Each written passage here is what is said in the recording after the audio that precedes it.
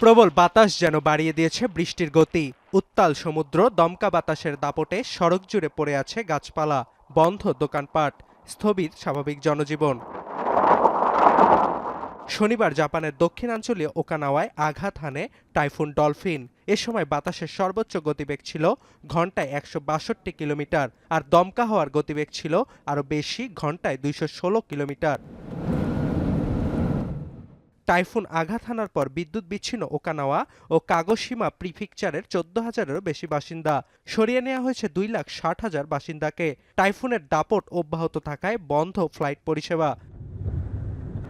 জাপানের তাণ্ডব শেষে দক্ষিণ ও পূর্ব চীন উপকূলের ঝেজিয়াং ও ফুজিয়ান প্রদেশের দিকে অগ্রসর হচ্ছে টাইফুন ডলফিন। চীনের আবহাওয়া দপ্তর বলছে, রোববার স্থানীয় সময় মধ্যরাতে কিংবা সোমবার ভোরে উপকূলে আছড়ে পড়বে টাইফুনটি।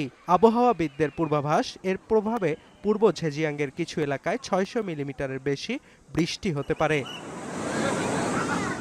ইতোমধ্যে ক্ষতির শঙ্কায় ঝেজিয়াং প্রদেশে বন্দর কার্যক্রম সাময়িকভাবে বন্ধের ঘোষণা দিয়েছে কর্তৃপক্ষ।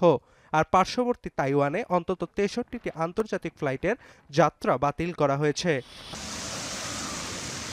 ভারী বৃষ্টি আর দুর্ভোগ যেন নিত্যসঙ্গী ভারতীয়দের জীবনে। ভারী বৃষ্টিতে তলিয়ে গেছে রাজধানী দিল্লি, হিমাচল প্রদেশ ও রাজস্থানের বেশিরভাগ রাস্তাঘাট। জলমগ্নতার কারণে হিমাচল প্রদেশের ১৮৫টি রাস্তায় সম্পূর্ণভাবে বন্ধ যান চলাচল।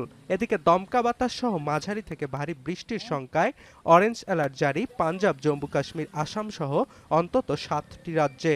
আর রেড অ্যালার্ট জারি করা হয়েছে হরিয়ানা ও কেরালার কয়েকটি জেলায়। ভারী বৃষ্টির পূর্বাভাস পশ্চিমবঙ্গেও। অর্ণব প্রসাদ, এখন বিশ্ব।